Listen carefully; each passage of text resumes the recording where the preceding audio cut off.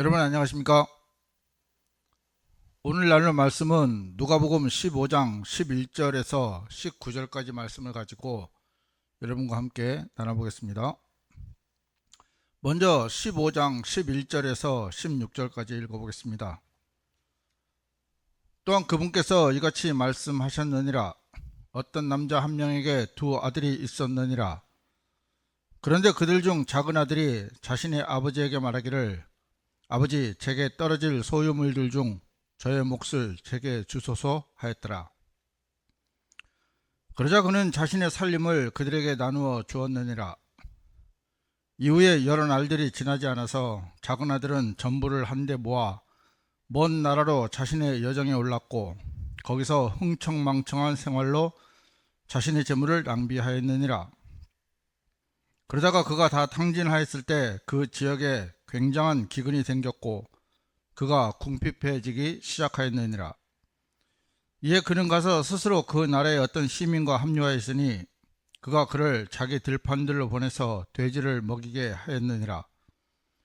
그리하여 그는 기꺼이 돼지들이 먹던 곡식 껍질로 자신의 배를 채우고자 하였으나 아무도 그에게 주지 아니하였더라. 성경에는 어떤 이야기를 할 때 사람 이름을 넣지 않는 경우가 있습니다. 그것은 하나님께서 그 사람의 이름을 몰라서 그러는 것이 아니라 그 말씀에 우리 모두가 해당되기 때문에 이름을 넣지 않습니다. 여기에서도 어떤 남자 한 명에게 두 아들이 있다고 했습니다. 그렇다면 이 이야기 어떤 부분은 나에게 해당된다고 생각하시고 들어주시면 됩니다. 어떤 남자 한 명에게 두 아들이 있었습니다.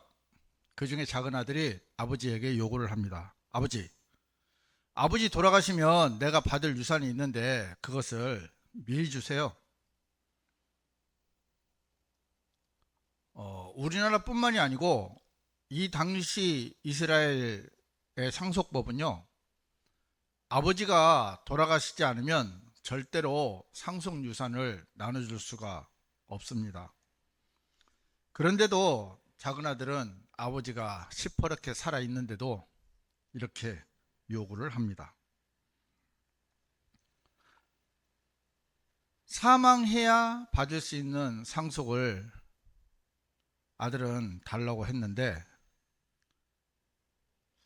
보통 우리 아버지들 같으면 아마 화를 내고 분노를 표출해서 아마 아들을 내쫓았을지도 모릅니다. 왜냐하면 상속 유산을 달라고 하는 것은 아버지를 죽은 사람처럼 취급하겠다는 그 이야기입니다. 매우 모욕적인 이야기죠. 아버지의 권위와 명예와 가족의 권위에 대한 중대한 도전이었습니다.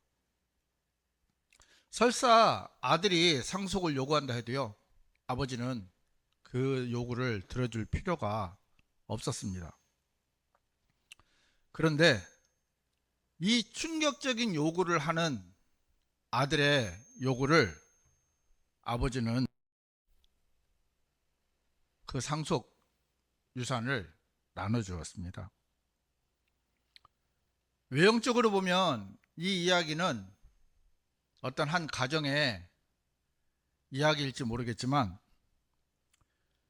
예수님께서 이 이야기를 하신 이유는 우리에게 어떤 가족의 상속 유산에 대한 다툼을 이야기하는 것이 아니라 영적인 모습을 이야기해 주고 싶어서 이 말씀을 하셨습니다.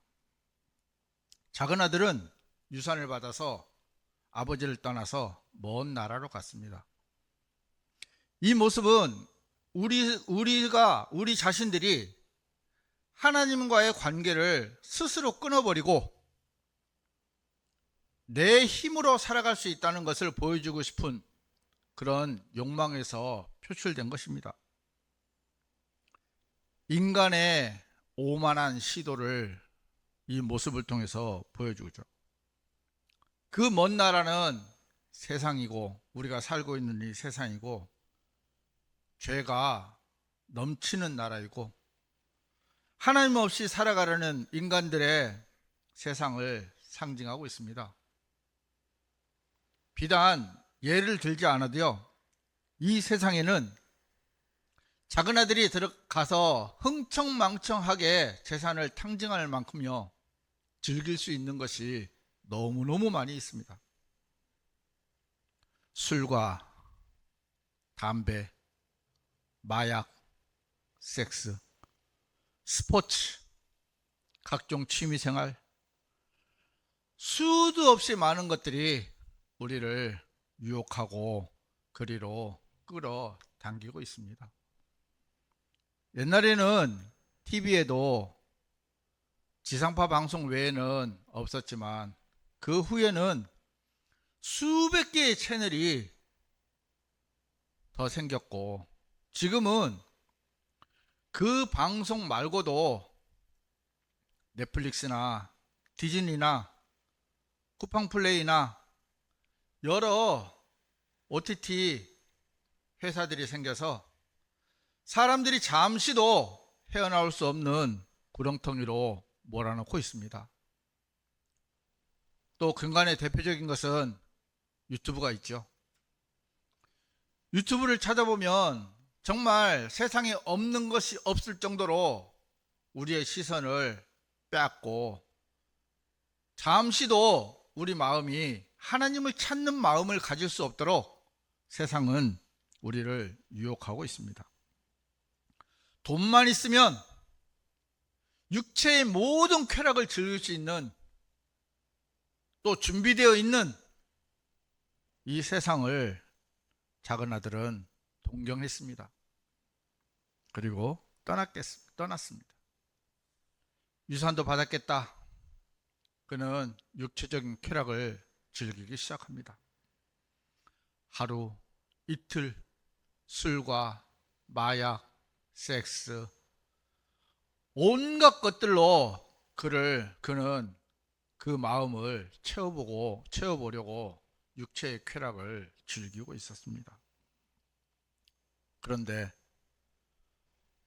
얼마 가지 않아서 그 받은 유산을 다 탕진해 버립니다.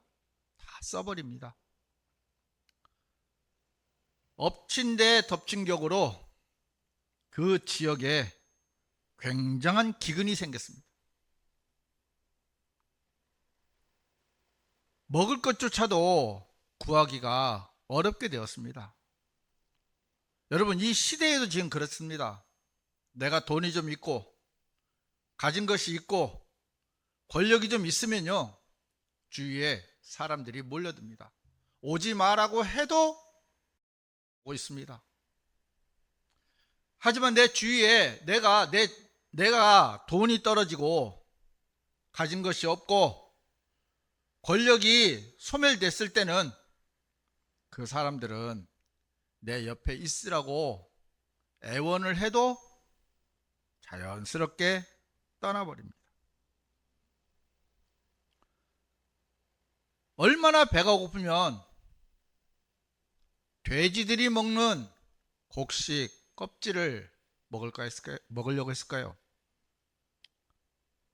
여러분은 배고픔을 경험해 보셨습니까?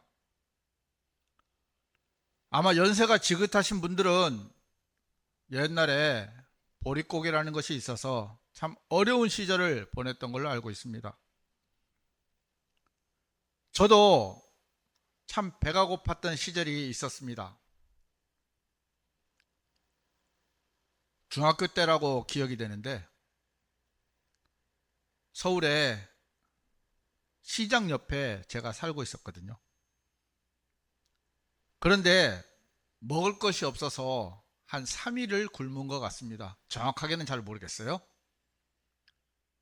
거의 물만 먹고 살았던 것 같아요. 아무도 먹을 것을 주지 않고, 또 제가 그때는 돈을 벌 수 있는 그런 형편이 못 되어서 그냥 굶고 있을 수밖에 없었어요. 그런데 더 고통스러웠던 것은 그렇게 움켜진 배를 쥐고 방에 있는데, 제가 사는 곳이 시장 옆이라 했잖아요. 담벼락을 통해서 넘어오는 전 굽는 냄새, 또 사람들이 먹는 소리, 이런저런 냄새, 이것이 저를 더 고통스럽게 했습니다. 그때 제가 무슨 생각을 했느냐면, 아, 이래서 사람들이 도둑질을 하는구나, 이런 생각이 들었습니다. 다행히 그것 때문에 도둑질을 하지 않았습니다. 제가 그 배고픈 것을 경험해 봤기 때문에 이 작은 아들이 배고픔에 시달렸을 때 그 심정을 좀 이해할 수가 있었습니다. 여러분, 유대인이요, 돼지를 친다? 이것은 있을 수가 없는 일입니다. 레위기 11장 17절 8절에는 다음으로 돼지라, 비록 그가 발굽이 나누어져서 쪼개졌지만 그럼에도 그는 되새김질을 하지 않느니라. 그는 너희에게 불결하니라. 너희는 그것들의 고기를 먹지 말지니 그것들의 사체도 너희는 만지지 말지니라. 그것들은 너희에게 불결하니라. 유대인들에게 돼지치는 일은요, 위선적이고 부정한 삶에 동참하는 그런 모습으로 보여질 만큼 아주 안 좋은 직업 중에 하나였고, 결코 가져서는 안 되는 직업이었습니다. 작은 아들이 살던 예전 집은요, 종들도 있었고요, 먹을 것이 풍부한 거 보면 최소한 중상류층 이상은 되었을 것 같아요. 그런데 그런 아버지 집을 떠나서 그가 흥청망청 다 써버리고 돼지가 먹는 곡식 껍질을 먹고 싶었지만 그것마저도 주는 사람이 없었다고 성경은 기록하고 있습니다. 여러분, 하나님을 떠난 사람들의 결과가 이렇습니다. 어떤 분은 이러실 겁니다. 무슨 말이야, 난 지금 상류층이야, 이거 왜 이래? 난 하나님 없이도 잘 살고 있잖아. 하나님이 밥 먹여주냐? 내가 열심히 일해서 먹고 사는 거 안 보여? 네, 외형적으로 보이는 모습은 그렇습니다. 하지만 하나님께서는 그 마음 속을 꿰뚫어 보시는 분이시기 때문에 여러분의 마음의 흐름을 보고 계시는 하나님이시라는 것을 잊지 마시기 바랍니다. 전도서 1장 7절은 이렇게 말씀하고 계십니다. 모든 강들은 바다로 흘러 들어가느니라. 그럼에도 바다는 채워지지 아니하느니라. 강들은 그것들이 나오는 처소를 향하여 거리로 다시 되돌아가느니라. 세상의 모든 강물은요, 바다로 흘러 들어가고 있습니다. 하지만 그럼에도 바다는 채워지지 않는다고 성경은 기록하고 있습니다. 여러분, 이것이 비단 바다를 두고 한 이야기일까요? 전도서는요, 솔로몬이 우리 인생에 대해서 이야기하는 책입니다. 우리 마음은 바다와 같아요. 세상의 모든 강물은 우리가 육체의 쾌락을 위해서, 우리의 육체의 안식을 위해서 육체의 모든 것들을 채워주고 싶은 그런 것들이라고 보시면 됩니다. 하지만 그 모든 것들이 내 마음속으로 흘러 들어와도 내 마음은 결코 안식할 수가 없다는 하나님의 말씀입니다. 여러분들이요, 큰 소리를 칠 수 있어요. 나는 현재의 삶에 만족해. 나는 하나님을 믿지 않아도 돼. 그러나 그 속도, 그 마음도 과연 그러하냐는 거예요. 왜 그런지 아십니까? 성경은 우리의 마음을 밝히 보여주고 있습니다. 창세기 6장 5절 말씀에 그런데 하나님께서는 땅에서 사람의 사악함이 심한 것과 그의 마음의 생각들의 모든 상상마다 계속해서 악하기만 한 것을 보셨더라. 시편 14편 1절에 보면 어리석은 자가 자기 마음에 말하기를 하나님은 없다 하였도다. 그들은 변질되었고 그들은 가증한 행위들을 행하였으며 선을 행하는 자가 아무도 없도다. 하나님을 떠난 인간들의 마음은 늘 악한 생각, 가증한 행위, 선을 행하는 자가 아무도 없다고 성경은 말씀하고 계십니다. 하지만 그 사람들의 마음에는 하나님은 없다라고 애를 쓰면서 하나님을 부정하고 있습니다. 여러분은 어떻습니까? 여기에 해당되지 않습니까? 모든 생각이 항상 악하다고 그 마음에 어리석은 사람은 하나님이 없다고 부정하는 이 마음 속에 이 마음을 가지고 여러분은 하나님 앞에 당당하게 서실 수 있는지 저는 묻고 싶습니다. 작은 아들은 그때서야 정신이 번쩍 들었습니다. 1절부터 읽어보겠습니다. 그리하여 그가 제 정신으로 돌아온 후에 그가 이같이 말하였더라. 나의 아버지의 고용된 종들 중에는 남을 만큼 충분한 빵을 갖고 있는 자들이 얼마나 많은가. 그런데도 나는 굶주림으로 죽는도다.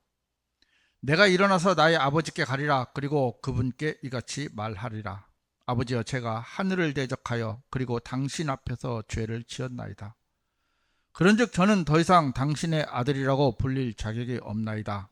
저를 당신의 고용된 종들 중 하나로 삼으소서. 작은 아들은요, 자기가 아버지를 떠나서는 잘 살 수 있을 거라고 생각했어요. 누구보다도 자기는 머리도 똑똑하고, 여러분, 머리가 똑똑하지 못한 사람은 이런 작은 아들처럼 생각을 못해요. 잘난 사람은요, 작은 아들처럼 이런 생각을 하면서 나는 잘할 수 있어. 나는 하나님 없이도 살 수 있어. 지옥이 어딨어? 지옥 갔다 온 사람 봤어? 애써 부정하면서 자기가 생각하고 자기가 계획하고 자기가 가야 될 길을 갈 수 있다고 생각하는 사람들이 정말 많이 있습니다.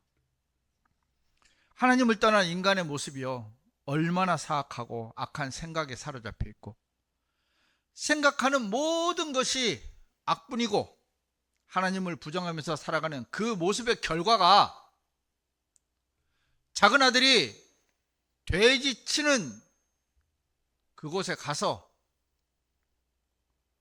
그 돼지들이 먹는 곡식 껍질을 먹고 싶어도 못 먹는, 그것이 하나님을 떠난 인간의 결과이고 그 혼의 모습입니다.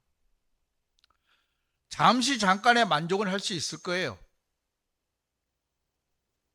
잠시 잠깐의 쾌락을 누릴 수 있을 것입니다.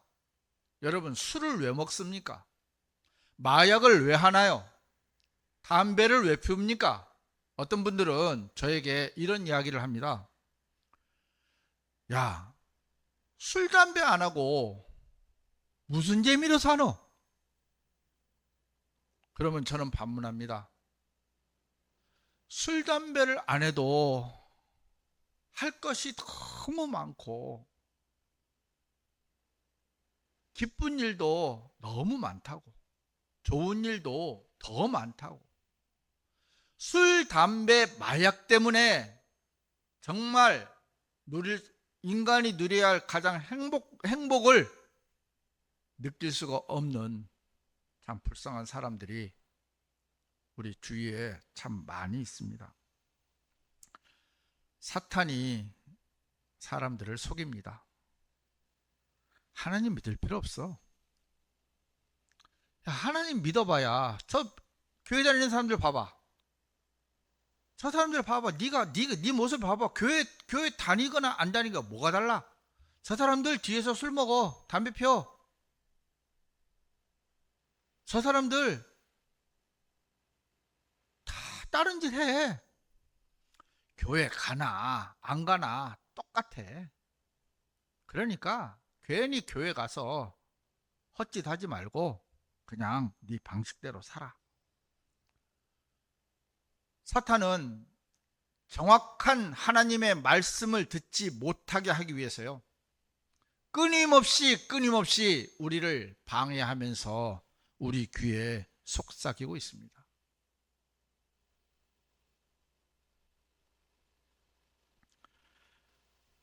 작은 아들이요, 정신이 나고 나서 이런 고백을 합니다. 나의 아버지에 고용된 종들 중에는 남을 만큼 충분한 빵을 갖고 있는 자들이 얼마나 많은가. 그런데도 나는 굶주림으로 죽는도다. 여기서 포인트. 내가 일어나서 아버지께 가리라. 이것이 진정한 회개입니다. 내가 가던 멸망의 길, 지옥의 길, 사망의 길에서 그 길을 가고 있다는 것을 깨닫는다면, 알게 된다면 더 이상 나는 그 길을 갈 수가 없습니다. 여러분이 그걸 알고도 계속 그 길을 간다면, 회개하지 않는다면, 그것은 여러분이 여러분의 마음속에 정말 그 길이 내가 가야 될 사망의 길이고 지옥의 길이고 멸망의 길이라는 사실을 알지 못한다는 겁니다.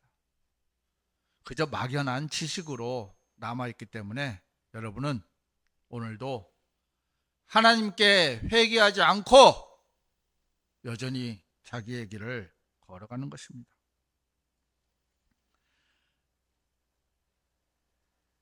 이런 분들도 계시더라고요. 그래, 좀 더 있다. 내가 급한 것만 해놓고 아직 나 건강해. 아직 살 날 많아. 조금만 더 있다 할게.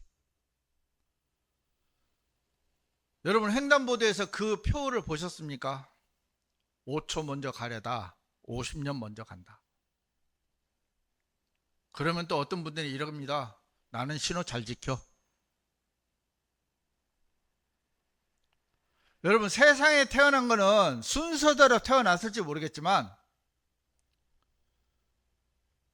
죽음은요, 절대로 순서대로 가는 것이 아니기 때문에 오늘 여러분이 죽음을 맞이한다면 과연 지금도 그 말을 할 수 있을까요?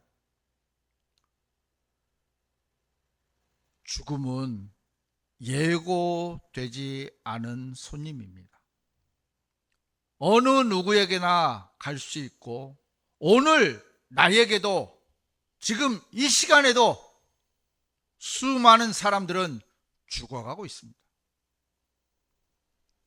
그러나 사탄은 우리를 속입니다. 너는 죽지 않아. 넌 아직 건강해. 넌 할 일이 있잖아.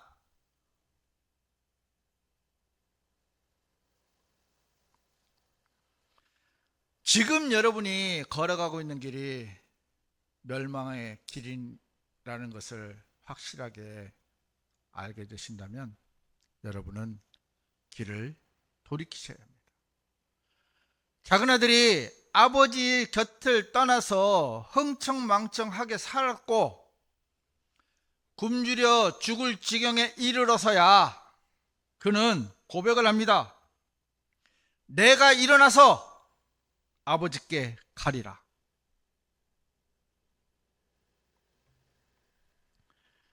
내가 일어나서 나의 아버지께 가리라.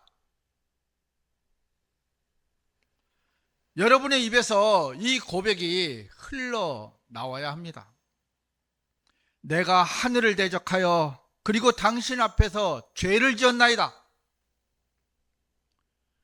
이 고백이 여러분의 입에서 흘러나온다면 하나님께서는 여러분을 위해서 기다리고 계셨다가 품어주실 것입니다. 지금 내 육신의 모습이 내 본 모습이 아닙니다. 하나님을 떠나서 영적인 굶주림에 목마름에 시달리고 있고 무엇을 채워도 만족할 수 없는 내 마음이 죽음이 오면 그 죽음이 두려워서 벌벌벌벌 떨면서 죽어가고 그 죽음 뒤에는 영원한 지옥불에 던져져서 지난주에 말씀드렸듯이 그 부유한 사람이 세상의 모든 것을 즐겼지만 그는 지옥으로 가서 영원한 고통을 당할 수밖에 없었습니다. 어쩌면 지금 이 시간이 여러분에게 주어진 마지막 시간일지도 모르겠습니다. 고린도후서 6장 1절 2절을 읽어보겠습니다. 그렇다면 우리가 그분과 함께 하는 일꾼들로서 또한 너희에게 간청하노니 너희는 하나님의 은혜를 헛되이 받지 말라. 이는 그분께서 말씀하시기를 기꺼이 받아들여지는 때에 내가 너의 말을 들었으며 구원의 날에 내가 너를 구하였노라 하셨기 때문이라. 보라, 지금이 그 기꺼이 받아들여지는 때요. 보라, 지금이 그 구원의 날이라. 여러분, 예수님이 십자가에 달려 돌아가셨을 때 양옆에는 흉악한 강도들이 같이 못 박혀서 죽었습니다. 하지만 두 사람 중에 한 사람은 구원을 받았습니다. 여러분, 그분이 교회를 다녔습니까? 그분이 11조를 했습니까? 그분이 봉사를 해봤습니까? 그분이 교회를 위해서, 예수님을 위해서 무엇을 했습니까? 단 한 가지도 하지 않고요. 그가 할 수 있었던 것은 죄를 짓는 것밖에 없었습니다. 십자가에 달려서 돌아가셨을 때 처음에는 그도 예수님을 욕했습니다. 네가 하나님의 아들이면 너도 구하고 우리도 구해봐. 그러나 십자가에서 예수님께서 하신 말씀들을 들었을 때 그 중에 한 명의 마음을 돌이켰습니다. 이분이야말로 진정한 구원자였구나. 지금 나는 죽으면 이 사람은 죽음을 몇 분을 남겼는지 몇 시간을 남겼는지는 모르겠지만 지금 나는 이 사람은 죽는 게 확실하잖아요. 죽는 게 확실하게 아는 순간 내 옆에 누가 있었냐면 구원자이신 예수 그리스도가 있었다는 것입니다. 이 강도는 말했습니다. 주여, 오늘 낙원에 계실 때 저를 기억하소서.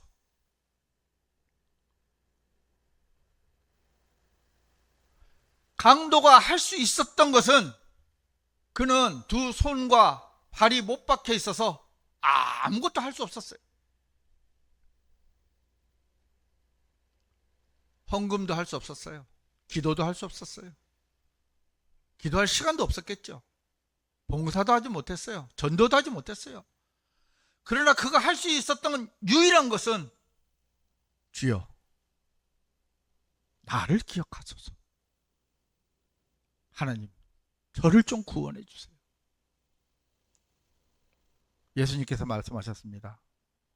오늘 네가 나와 함께 낙원에 있으리라. 아멘.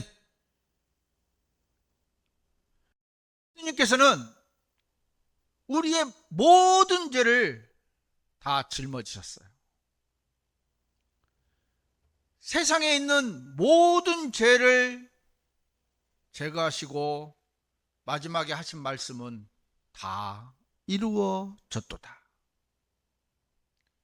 모든 것을 다 해결해 놓으신 십자가의 구속의 예수님을 십자가의 강도는 옆에서 보았습니다. 그리고 그는 마음을 돌이켰습니다. 회개했습니다. 자기가 걸어가던 길이 멸망의 길이라는 걸 알고 주 예수 그리스도께 그 마음을 돌이켰습니다.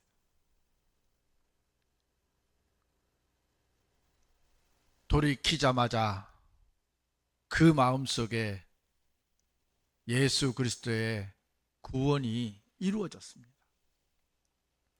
그는 아무것도 하지 않았어요. 단지 그 말씀을 받아들이는 것 외에는, 예수 그리스도의 한마디 말씀을 받아들이는 것 외에는 그는 아무것도 한 것이 없었습니다. 우리는 구원을 위해서 무엇을 할 것이 없어요. 딱 하나 있습니다.